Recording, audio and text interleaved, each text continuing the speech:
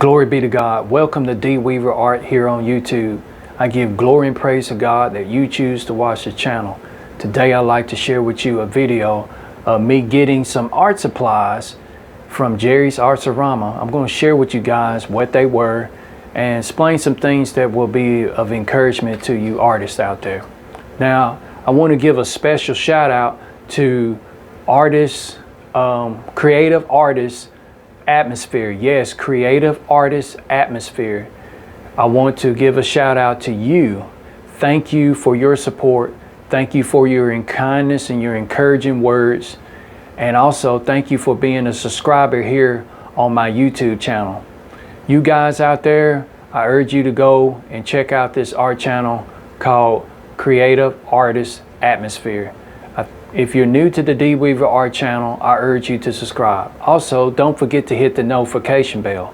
By doing so, you receive instant alerts on new content and material. Now, with that being said, I want to share with you guys the materials that I got from Jerry's Artarama.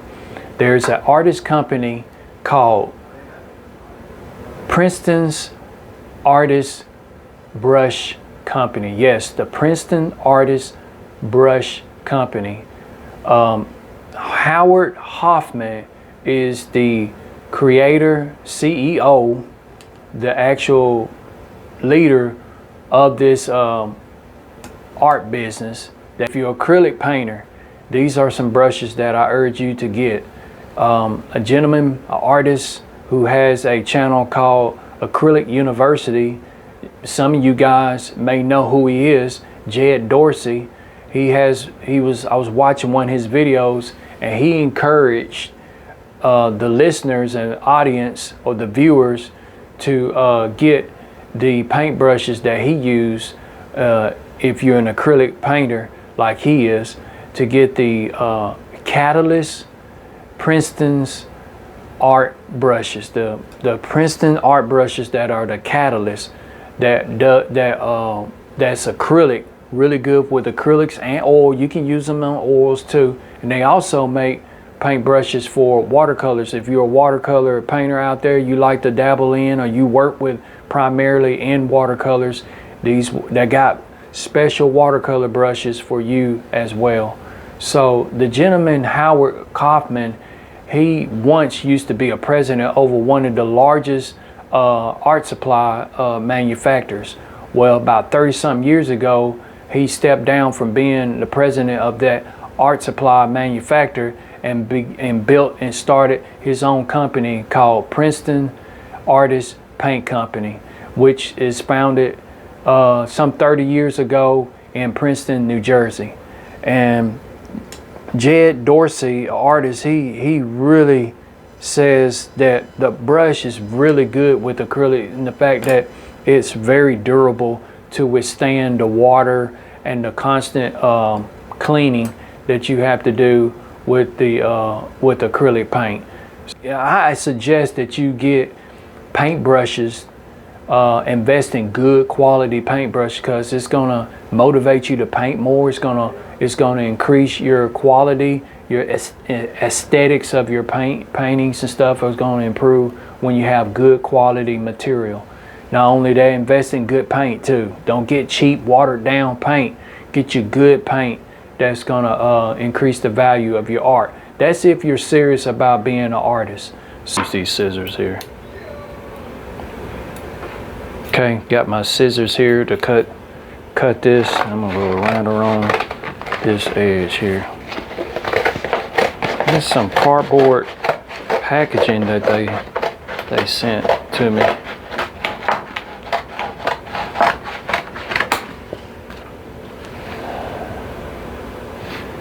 Right.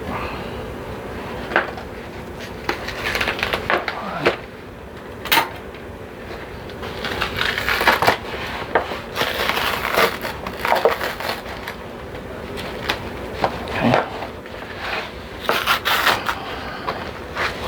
Got some glue. There's the brushes right here. Let's see if there's anything else in there. I think that's it.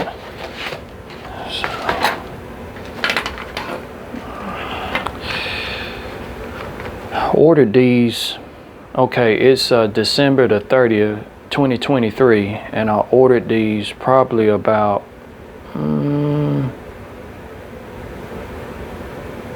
8 days ago.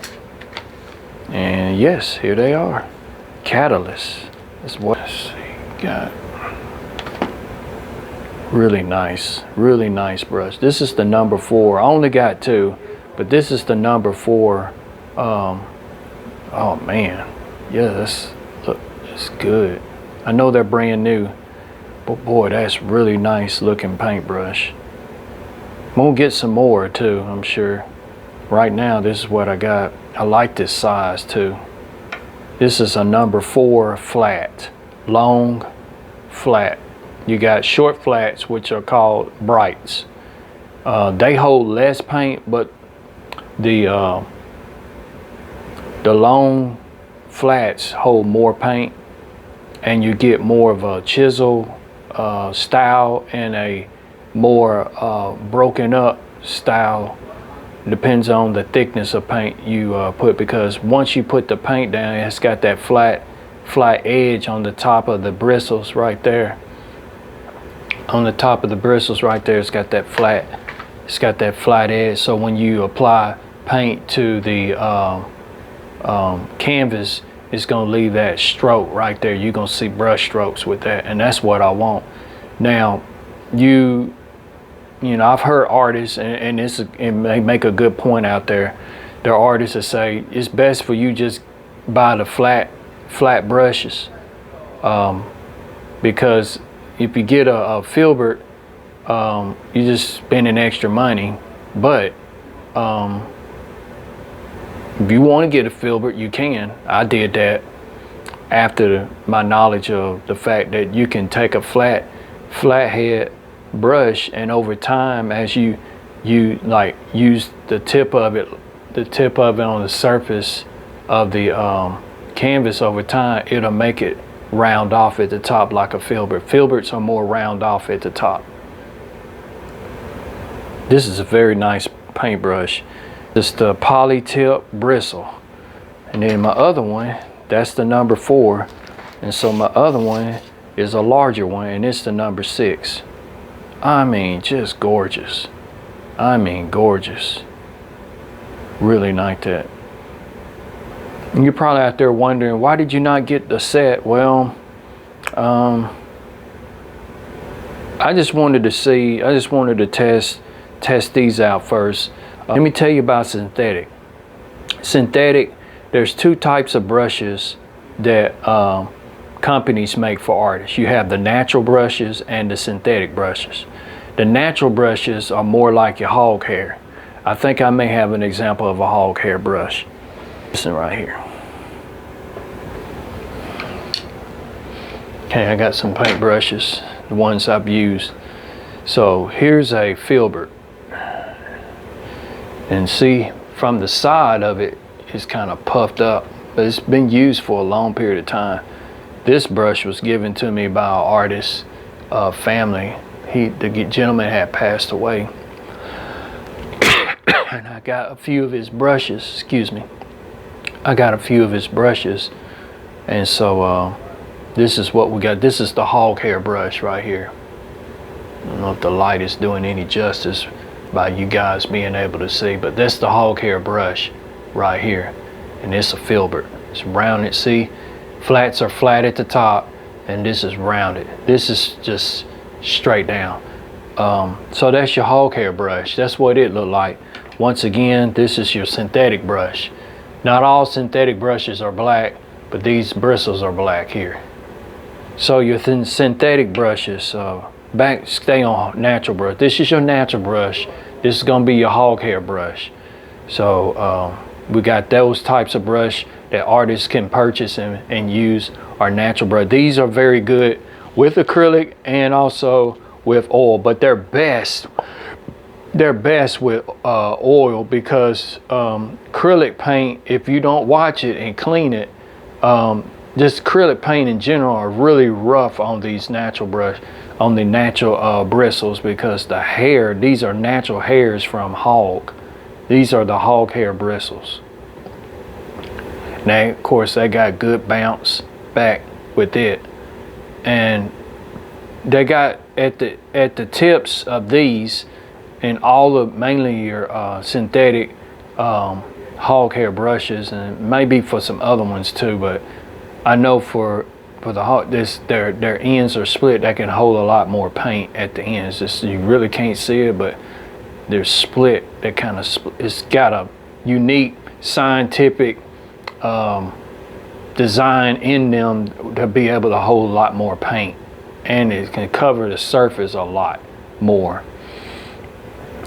And so the Princeton Artist Brush Company out of New Jersey, they, the founder and the president of that company knew what the artist's needs were when it came to brushes.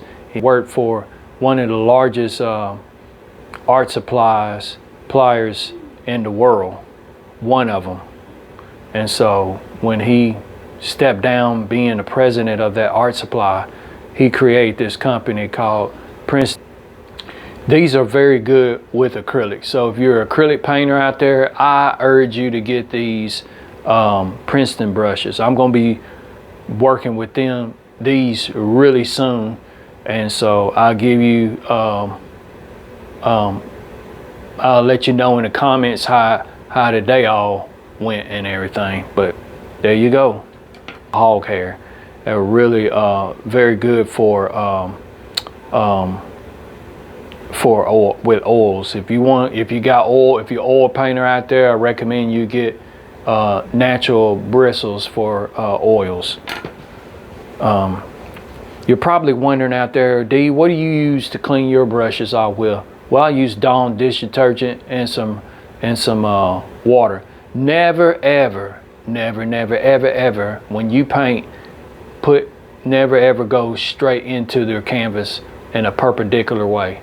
What you should be doing is taking the paint, loading the brush and taking the paint and going almost at a 45 or 35 or even lower angle, almost parallel with the canvas, and apply your paint.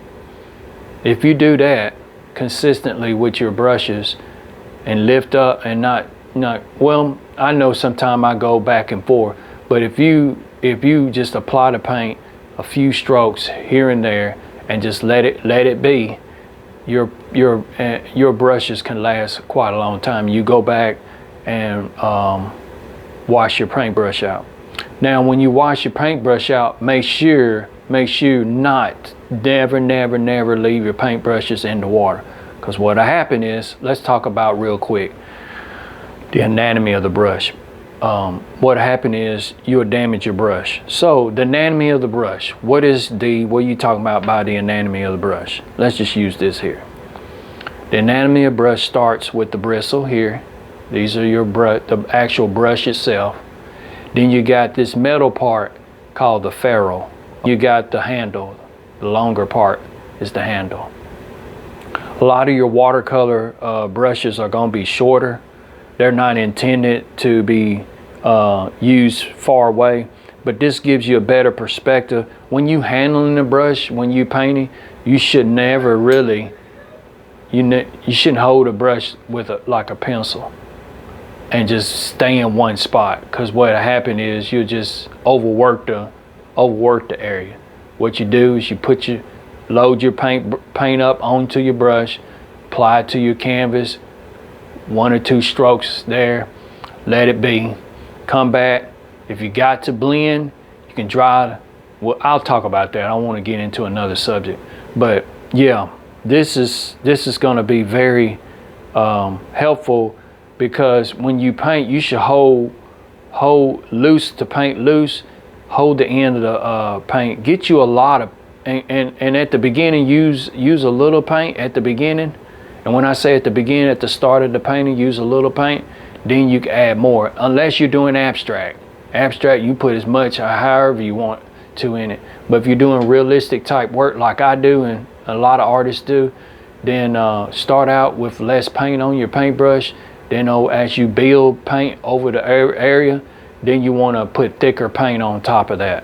But yeah, so what happens is when you leave that water, when you leave the paintbrush into your water, the water container, over time what happens is the water gets down into the ferrule, and there's glue, and of course that glue its seal breaks, and what happens is this will come loose, and then you have a damaged paintbrush. So once again, the anatomy of the brush, you got the actual bristles, the ferrule, and the handle. So just a reminder to, soon as you use your brushes, clean them off and let them air dry. You know, you can, when I wipe my brushes, I wipe them on a towel like that, back and forth. You know, just be gentle with it in that one motion, vertical, not going sideways, but just going like that, vertical, when I clean it all or dry it off, basically. Now I have a part of an artist guild in my area, and they made some solution, which I think, I don't know, but it consists of some type of soap material, but it works pretty good. I don't know, this is like a homemade solution that they just told us artists that are a part of the artist guild, just dip your brush in that and just let it kind of just maneuver the bristles with this solution on it, and then wash it off and be done with it. I think this artist, they use oil paint, so it'd probably be really good for the oils. But a lot of times artists, if you're using oil paints, you clean your oil brushes with some turp, and that'll get that clean too. So, but once again, never leave your paintbrushes in the water over time, that is. Like what you just saw, then hit the like button. Also, share it with others. You can follow me on Instagram and Facebook at the letter Dee Weaver Art. Thank you for watching. God bless you. See you next time.